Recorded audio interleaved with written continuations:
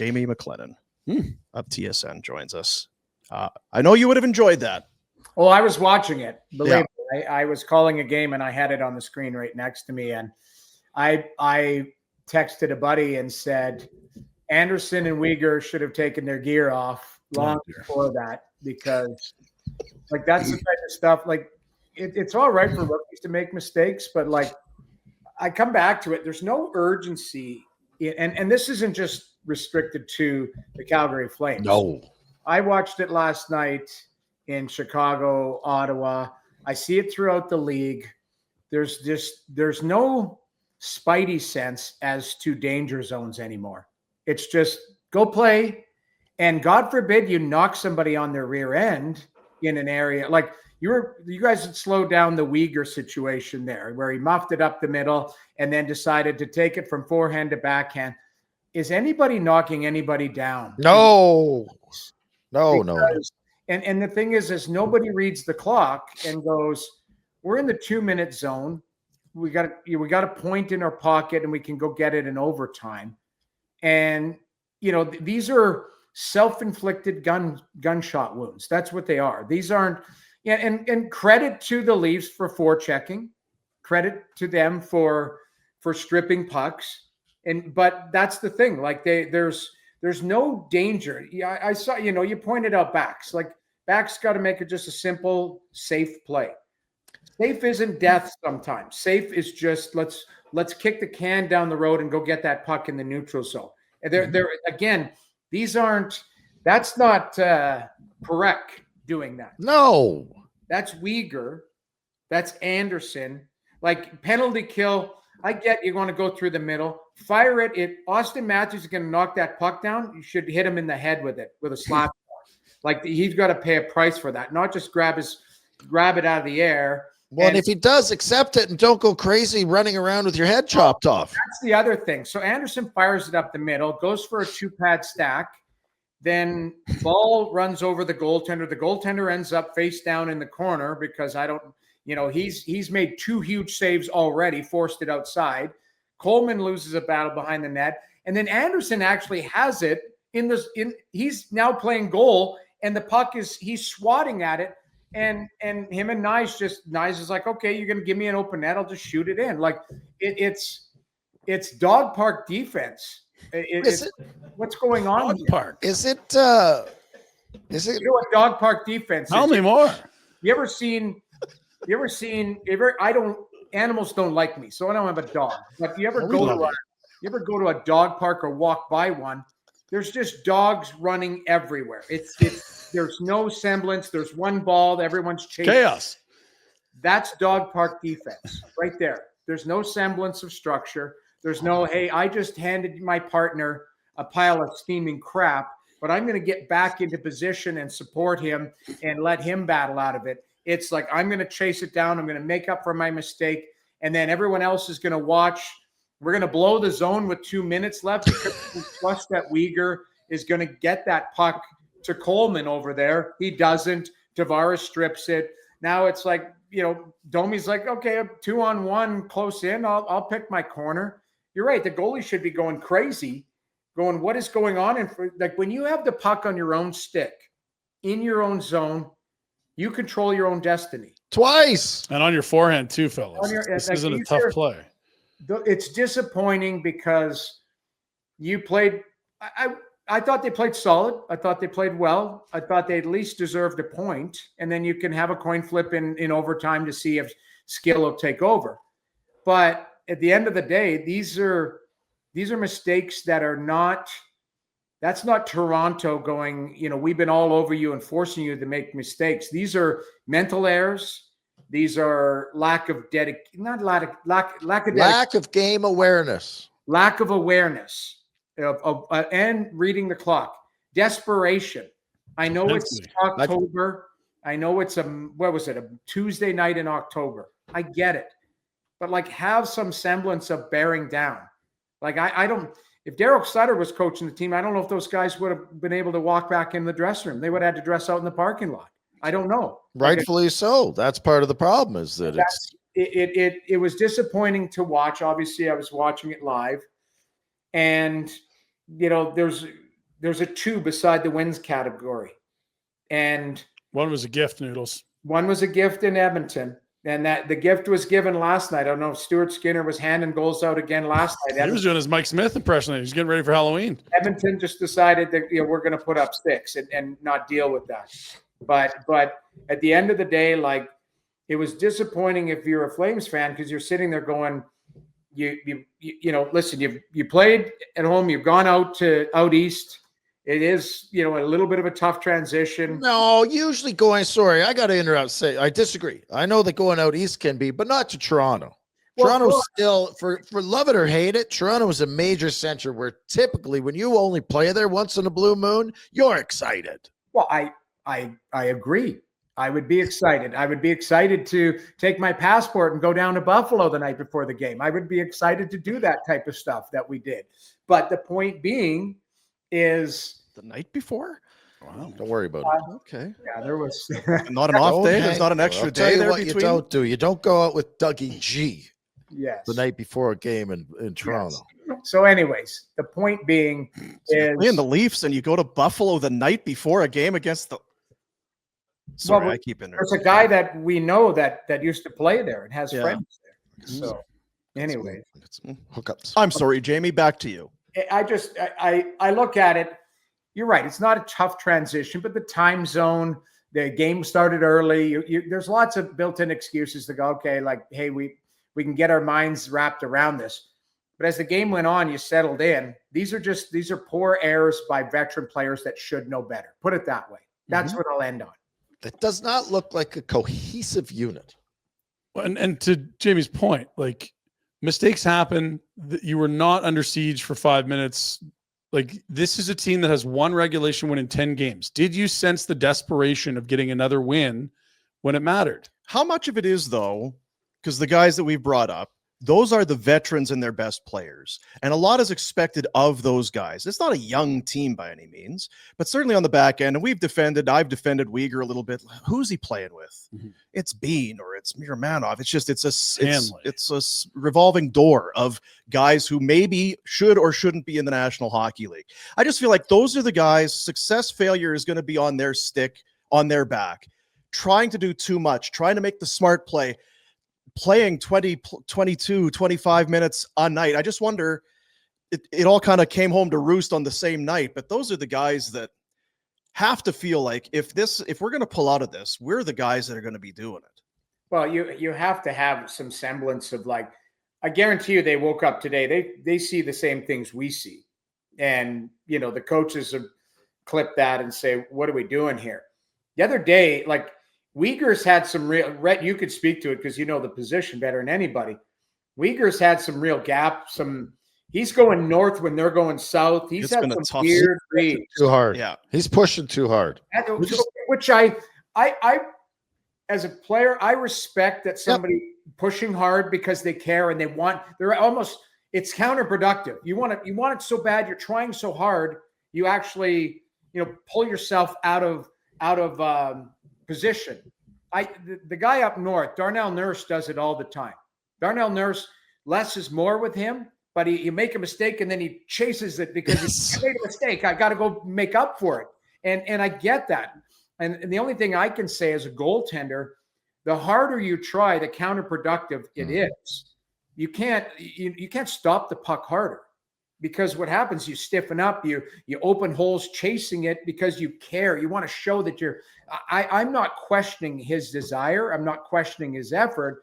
I'm just questioning that, sometimes less is more. Like, Rhett, you were laying it out and I was sitting there watching. Taking notes, yeah. Simple play is sometimes the best play. That's what we see now. It's ingrained in these players' minds. Yes. To make a defenseman make a play, get the forwards. Sometimes it's just fine to have a 50-50 battle. Live to fight another day. Yeah. Live to fight another day, kick the can down the road and go, hey, I'm going to chip it to a safe space and we're going to go get that puck back. Maybe the forwards come to the bench and go, hey, I was available. I would like a direct pass there. Yes. Okay. We'll come back and support the play next time and we'll get you that puck. That's, the banter between forwards and D are always. I've heard it from Iggy a lot about that. Yes, Iggy and Robin would yell at each other Rhett, you would join in too, because Iggy would say, "Did you not see me there?" And Rob would say, "There were 6 people in between you because you were at the far blue line." And this is when the red line was still in play.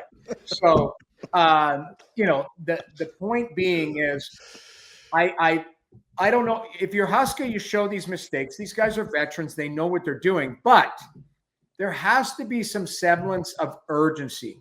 This isn't a team like Utah that's won 7 in a row and they're going to have an off night and you go, okay, like we got ahead of ourselves here. Or Ottawa last night, they put up a touchdown 2 nights in a row and they're going to show up in Chicago and go, yeah, we're just going to beat this team, and they give up 7. Like, Calgary's in a unique position because when they look at the standings, San Jose is ahead of them. They're last in the league, I believe. Correct me if I'm wrong. Yeah, that's correct. Right.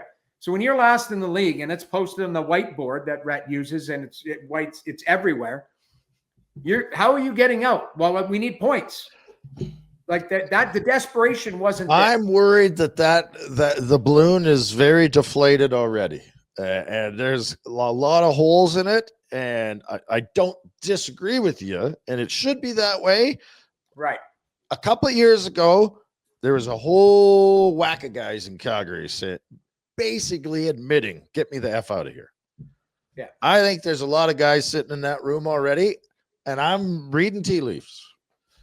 I see a lot of guys sitting in that room going, this is going to be a long year and maybe a long couple years, and we can play real good and still end up Yeah. They're calling the agent saying, I think at this point, if you told the veteran leadership group that this team would not be in a position to be close to the playoffs in December, they'd believe it now. We're out of camp. They were talking about 97 points. We lost the tie break, mission 97. Like, I think now the seed of doubt has been planted, and that's sort of what you're talking about. You start looking around and be like, well, who actually is in this for the long haul? Yeah. Who am I running with? You're right, Rhett. It might shave a layer off of it, even if it's subliminal. You're looking at it going, I'm still trying hard. I'm still going to commit. But in the end, if I'm here and pot committed, it is going to be a long couple years. Now, the counterbalance of that is Rasmus Andersson. There's teams that would covet him. You're watching that going, am I going to give up a king's ransom for that? He's not helping the cause. He has not been great. And they he put him with ball the whole season. Like, at least with Weegar, you're saying he's playing with waiver claim caliber guys. Like, Anderson doesn't have an excuse. You're with a steady, big, stay-at-home guy that defends well. The only and it's not a catch. What Anderson needs to realize, because he pouted about, well, everyone told me I sucked all year last. No one said that. We've never said that. Were you as good as normal last year? You were hurt, and we said you were hurt. No one has ever really criticized. We've actually really enjoyed you as a Calgary Flame. Blah, blah, blah.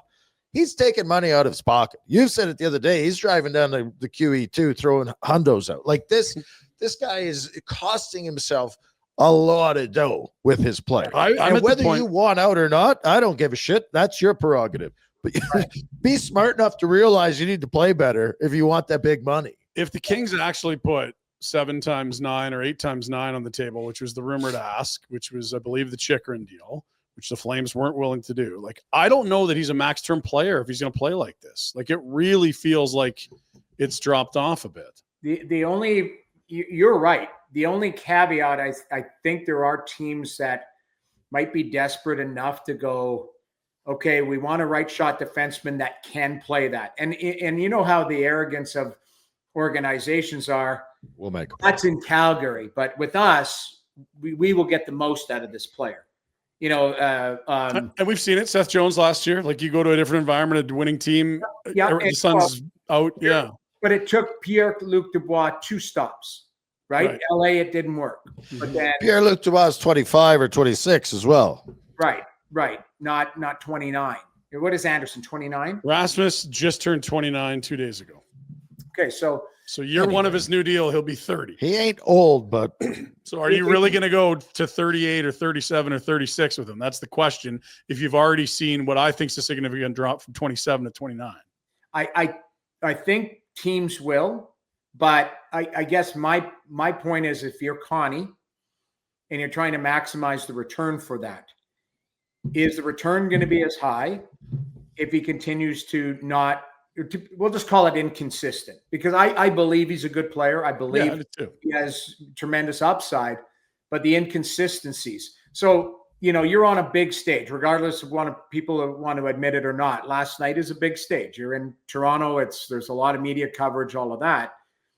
People wake up today going, and believe me, I would, without knowing, I would argue that Toronto would be a team that would covet Rasmus Andersson. They need a puck moving defenseman, right? I don't know if he'd want to go. He controls. Does he have a full no So trade? 6 teams, I think that's it. Yeah. So maybe Canadian teams are on it. Who knows? I don't know who's on his list.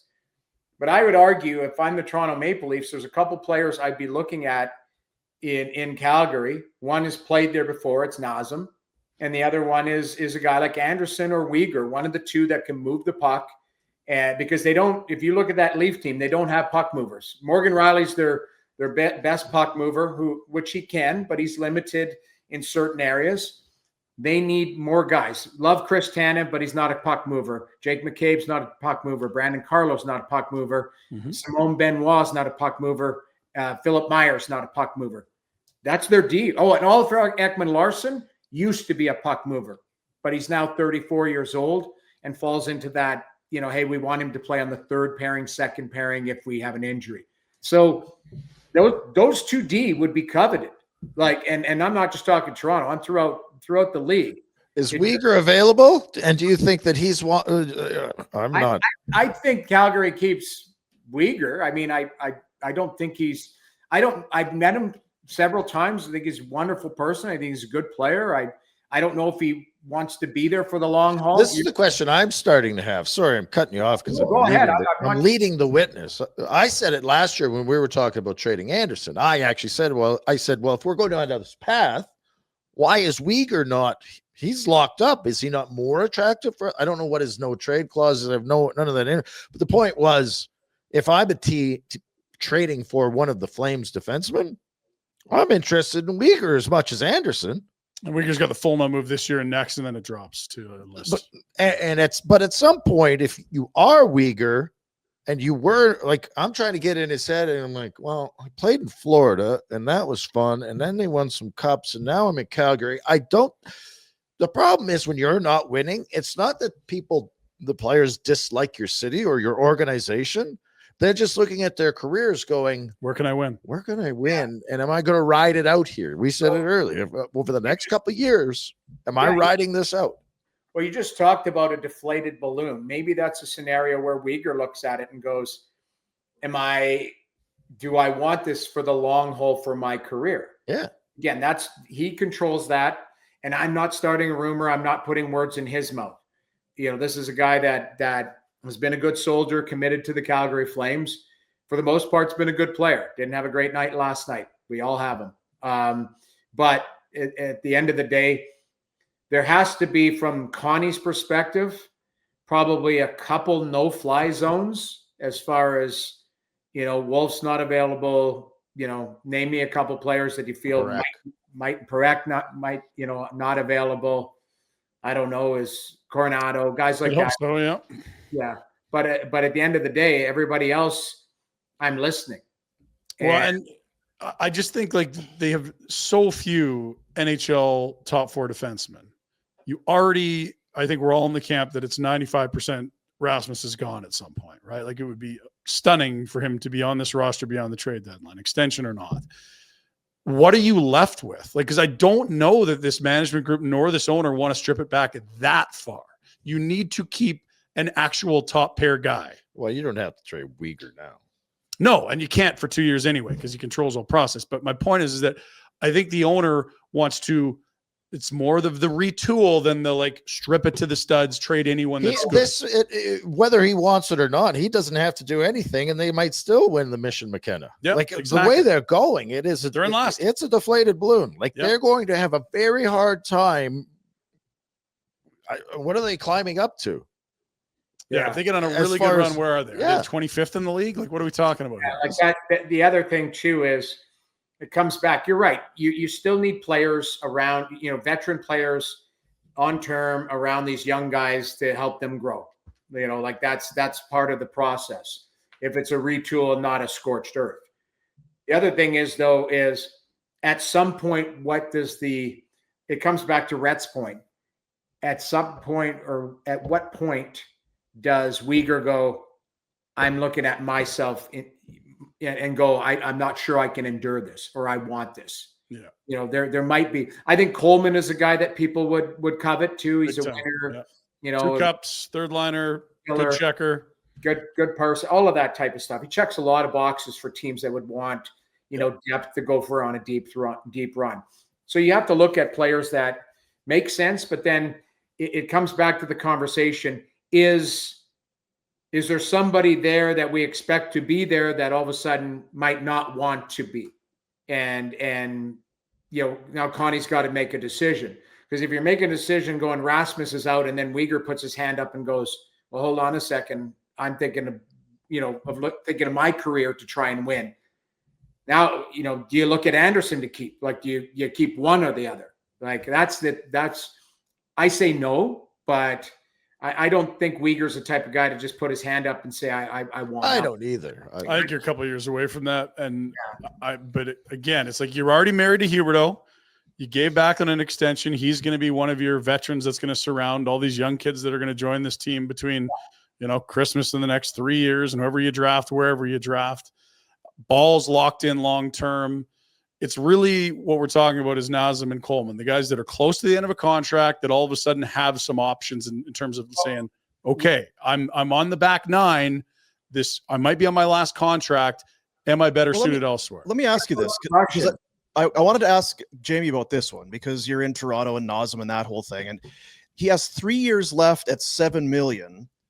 That doesn't feel like the end of the contract to me, right? Like, that's 3 more years for a guy who's 35 and who right now is playing well, but it's a $7 million hit for a 35-year-old guy with 3 left. I just wonder, he will be a major asset to a team. He's going to step on the ice and be very good for them. I just wonder, what's a fair asking price? Depends on if you make him a $5 million player or a $4 million player. For teams that are pressed up against it, you can get more. They're less worried about that term if it's 4 or 5. I'd agree. You're going to get a lot more. Like, that's the thing. That's something you have to do, right? Sure, so do it. You might have under the cap. If you're asking, if it's not a lot of teams have $7 million, and they might have depth down the middle of the ice, if he's your number 3, right? That's the biggest thing. And Naz has had a decent start. Father Time is chasing him. There has been some nights where he doesn't have that pop. He doesn't have that speed. He's not a burner. He's a darter. Like, he darts. He reminds me of Ray Whitney speed. Ray Whitney was a darter, but he wasn't a blast out speed guy. But he's skilled and he's got bite and he would have value. But is it at $7 million value for the next 3 years, or is it really attractive if he's a $4 million or $5 million player? Yeah, and then you got to retain for 3 years, which is something that owners and GMs are leery to do. That's one of your 3 retention slots. They had lots of money and space last year to use, and what'd they do with it? Nothing. Yeah. They didn't move Rasmus at what clearly feels like the peak of his value. I asked just before this, is the Russian in play? Where's the Sharon Igor? I just don't know that. Like, who wants that guy at that money? I think they'd sell him immediately. If you could get him to a spot where he is a commodity, I think they'd happily. I think Joel Farabey's a guy that with 2 years left at 5 or whatever it is like, could you eat some and get him? Like, they got too many bottom 9 wingers.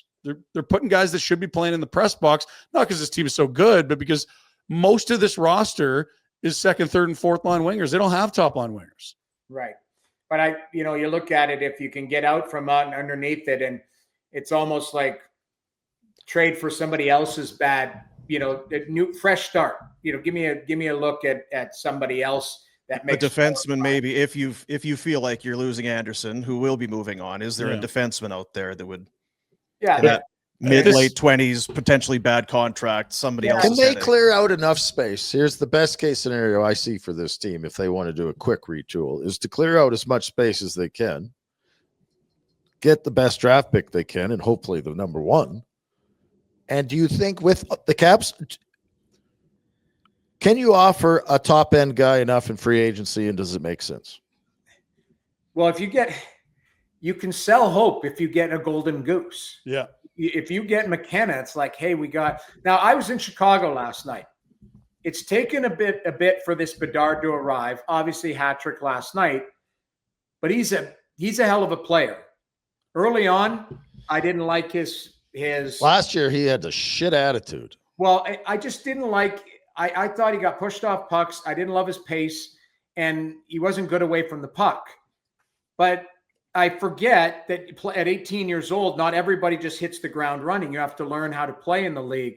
Yeah. The light's gone on. So I talked to a few people that, like, this guy is a really dedicated professional. He's in great shape, like really good shape, works hard at his craft. Yeah, it looks like you, right? Minus the Ozempic. And Pinder told me to say that. I didn't say anything, Noodles. I didn't say Pinder was anything. talking to him. I did not say a thing, Noodles. The point, but this kid works hard, and the light has gone on, and he's starting to realize, okay, what's my spacing look like on the ice? Where do I need to go to get that shot away? Because to me, the last couple of years, he's been too stagnant, just standing there waiting for the puck and then to shoot it away. And good D are closing on him, and he wasn't getting that shot away. Now he's putting himself in positions. He's creating some space for himself. He's pushing back. He's absorbing hits. I outside of a hat trick yesterday, I really liked his game, just the way he went about his process. So my point being is, Chicago, you can see the growth there. They've got a couple other good young players. That Nazar's a nice player. They've got some young D there. They got Spencer Knight, who's I think is a fantastic goaltender.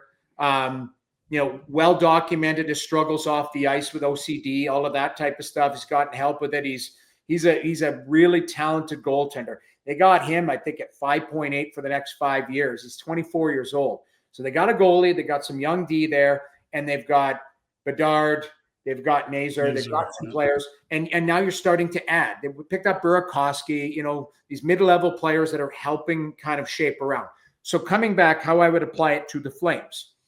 If the year continues at this pace and you end up getting McKenna, and then you've created cap space by trading Andersson for picks or prospects, maybe it's Coleman, maybe it's Kadri, and you're retooling, but you've got a golden goose. All of a sudden, somebody who's available in the offseason, and you're going to overpay. It's the market, it's all of that. But you go, hey, we might have some flexibility to land a top tier unrestricted free agent, or you can acquire somebody with that term that is willing to go there with the currency that Connie's gotten with Andersson trade or Kadri trade or Rink, all of that.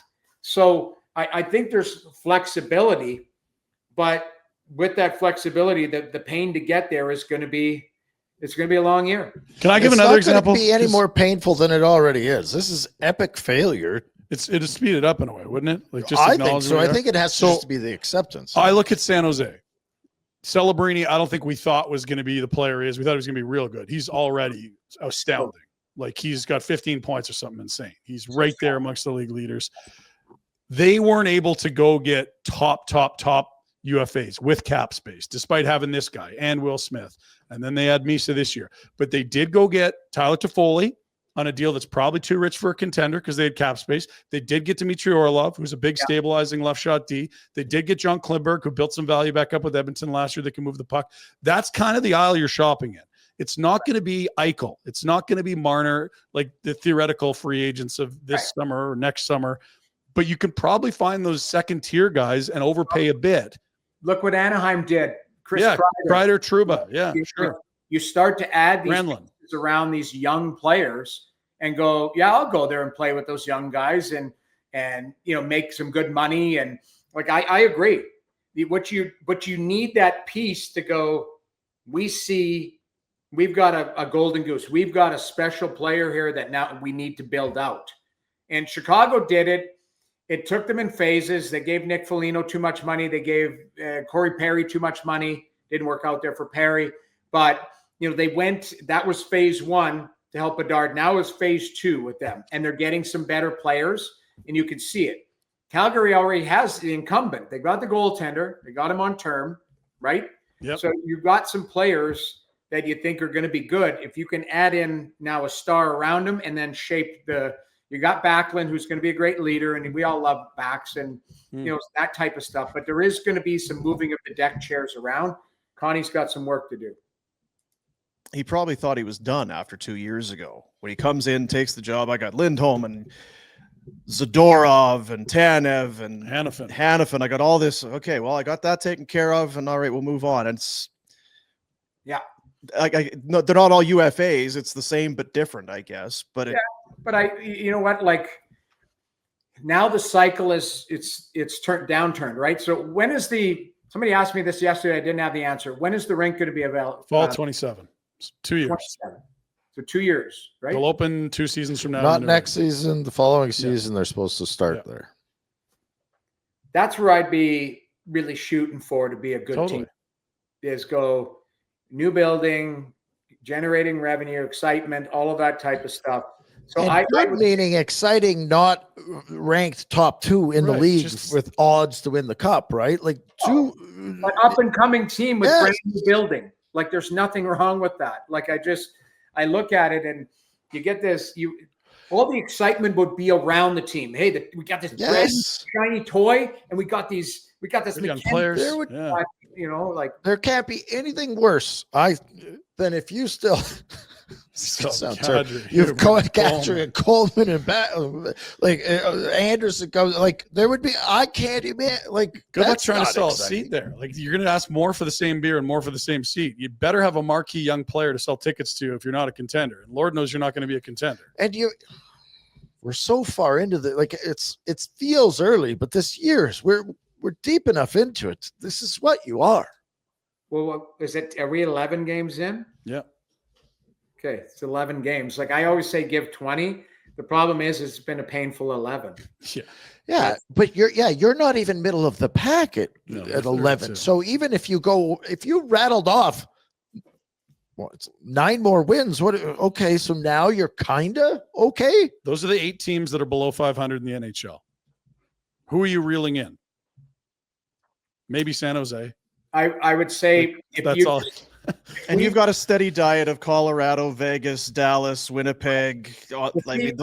If we let me ask you guys this objectively, keep that list up there. Mm-hmm.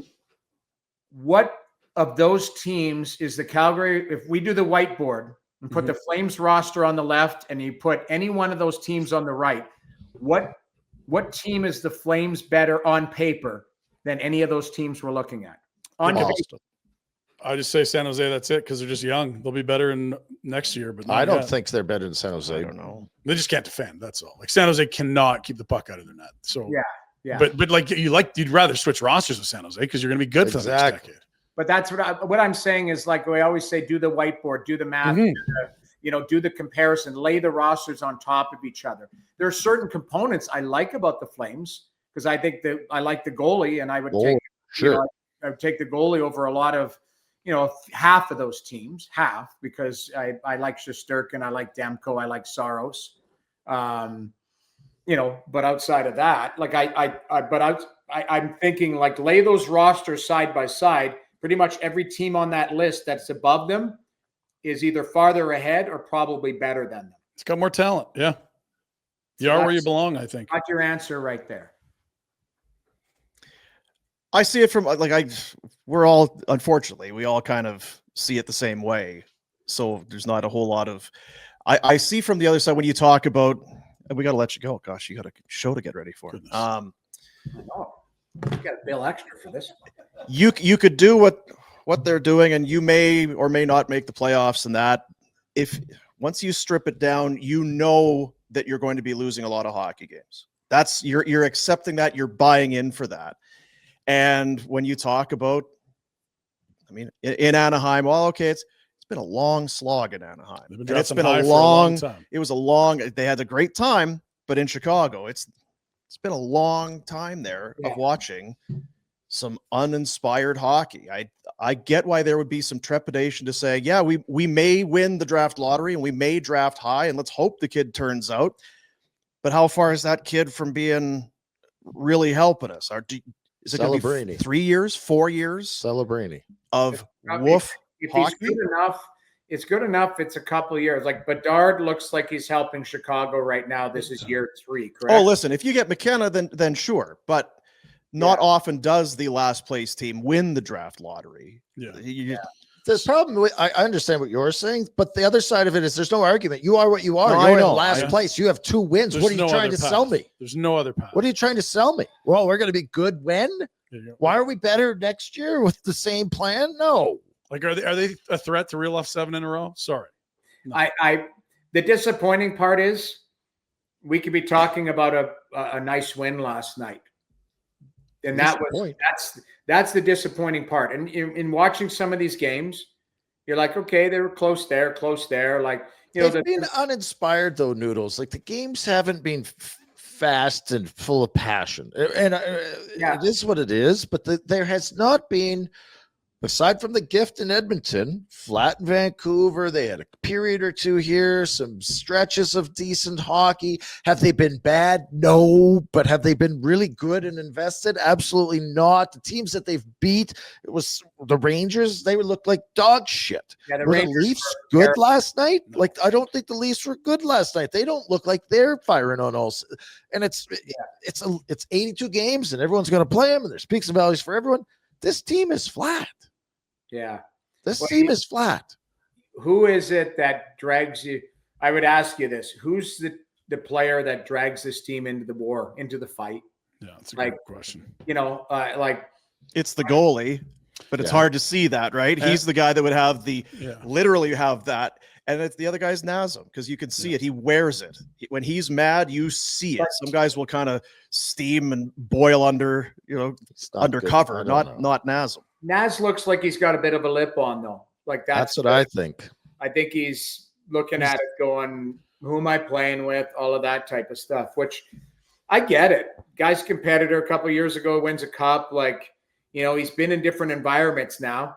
But I do respect him. He loves, seems to love Calgary, seems to embrace, what's going on here. But, it's business now.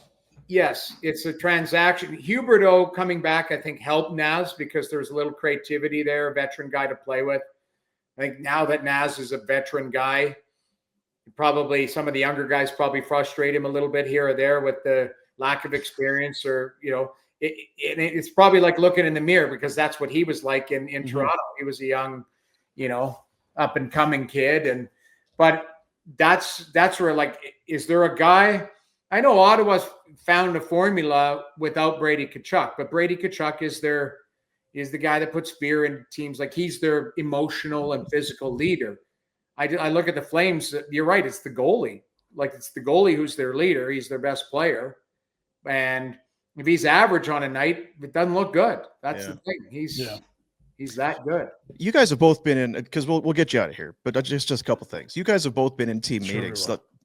It's like today or before the next game against the Senators.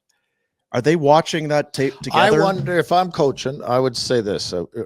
If I'm going to show it at all, because I don't know if I would. It's embarrassing. Yeah, because you don't need to embarrass veteran guys. But if I was to show it, this would be my message. See these plays? These are not Toronto Maple Leafs plays. These are our mistakes. I'm not criticizing. We played well enough to win that game. Let's not make these mistakes. Yeah. This is our undoing, not their doing. We're good enough to beat the Leafs. We didn't, only because, again, in the message isn't a, you suck, how could you do that? It's a, look at this. Because there's some learning to be done from it, but it's hard not to make it look like you're showing up your veteran guys. Which is fair. And I think there also is these conversations that, you get the assistant coach on the plane that walks over with an iPad, and he's clipped through 2 or 3 things and said, here's your spacing here. You thought you had more time. They closed on you quick. Make your play decision. Make your decision quicker here. You're on your forehand. Why are you taking it to your backhand again? That type of stuff. I will say this. Rhett, I don't know how you were. I was my own worst critic. I knew the minute I allowed a goal or made a mistake, what the mistake was. These guys will see it on the news. They it was on SportsCenter. I just worked out and I watched the highlights. they pointed it out. Here, MacKenzie Weegar with it on its stick, and it's off his stick, and Max Domi scores. So he's watched the replay. He's already assessed it of what he could do better.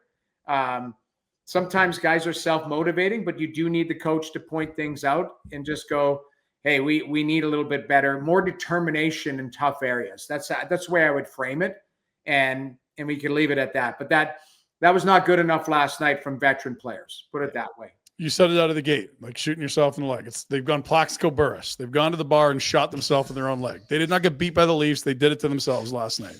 Yeah, they did. They went to Buffalo, and they went to Buffalo the night before. Good. Dog park defense. That was good too. I like that. How have you never? Your kids don't want a dog. You're a great dad. Your kids have never said, "Dad, we should get a dog." They ask me every day. My daughter asks me for a dog every day, and I said, "You've got a little brother." And I told them, I said, when I retire, I'll look at a dog. But dogs have dirty faces. They always have dirty faces. He's a bit of a germaphobe, like Rhett. All over. Some similarities here. Dogs are like kids. They're gonna, and you know what the problem in my household is? Who's gonna walk the thing? You. Exactly. What's happening in my house? I'm getting the same thing. Kids and Peg Bundy, who sleeps on the couch eating Bombay. Jeez. Peg, taking straight. What a deep pull. Holy. That's a moldy reference there, Noodles. Wow. Great set, though. My wife works more than I do. So put it that way. We don't have time. And the dog, I'm too big of a neat freak. Can you imagine hair everywhere and just a slobbering dog? It just, I can't do it. I'm sorry. And animals don't like me. That's the thing. They don't like my face. So. Well, they're the only ones. Humans love you. They're the only ones. Get out of here. See ya. All right. Have a good day. Sends and Flames tomorrow. Yeah, there you go. Can't wait. Yeah, we didn't talk. No, we can't. might We'll have- talk to him tomorrow. Yeah, we'll bring him back. Yeah, sure. Tomorrow. Talk. It's Bill and twice. Bring him back. Oh, we didn't talk baseball either. Hey, buddies. Thanks for watching. We appreciate it. Also, if you could throw in a like and subscribe, it does help us out with what it is we are doing. And check out more at flamesnation.ca.